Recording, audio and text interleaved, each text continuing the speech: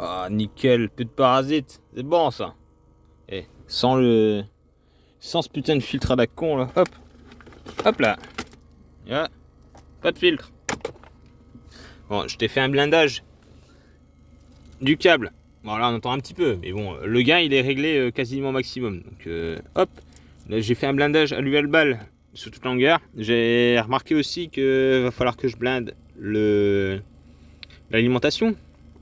Donc à mon avis l'alimentation je vais faire un blindage au propre parce que franchement ça fait dégueulasse un blindage comme ça. Donc, je vais devoir blinder la lime parce que la lime à mon avis elle doit balancer, enfin comme elle transite en même temps que les alimes de l'ampli et de l'orimote tout ça, donc ça fout le bordel. Et tu peux le blinder tout ce que tu veux, enfin tu peux le faire transiter ailleurs, il se comporte en antenne, donc voilà. Et donc là j'alimente comme je disais si bien, j'ai mes deux câbles là, ils sortent de l'ampli, donc à l'intérieur de l'ampli j'ai mis un régulateur pour sortir du 12 pour alimenter mon poste. Parce que ce poste là c'est un vieux poste, hein, donc il n'y a pas de 12 volts après contact ou de 12 volts permanent quoi. Il démarre en même temps que ta bagnole. Donc après par la suite je verrai pour faire un circuit qui alimente le poste.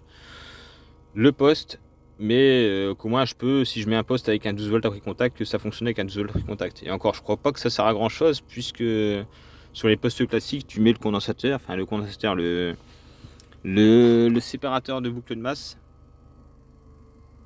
et après t'es bon, quoi. Et donc là, on entend un petit grisouillement, parce que là, forcément, l'autoradio il est éteint, donc t'as pas de charge.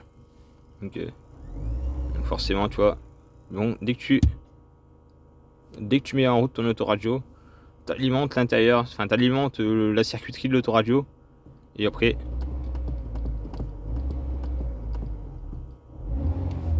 tu vois tu vois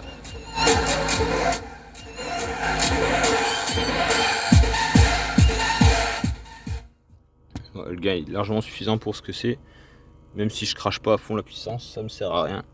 Et donc à mon avis cet ampli là, par la suite quand j'aurai fait mon ampli, je vais le foutre derrière pour alimenter un petit caisson de basse, ou je sais pas, ou alors je vais peut-être faire un caisson de basse stéréo et je vais revenir parce que lui il prend une charge de 2 ohms, mais bon je crois pas que je le charge à 2 ohms parce que si déjà je charge mon alimentation à l'intérieur avec la charge de l'autoradio qui me consomme 500 milli, donc 500 milli à l'intérieur, je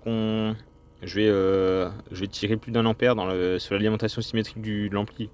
Mais vu la circuiterie d'ampli qui est bien faite par rapport à un ampli chinois, il n'y a pas de problème, quoi. Bon bah je vais pouvoir faire un petit peu de route là, faire claquer le son un coup et voir ce que ça donne. En tout cas, merci l'aluminium Lidl.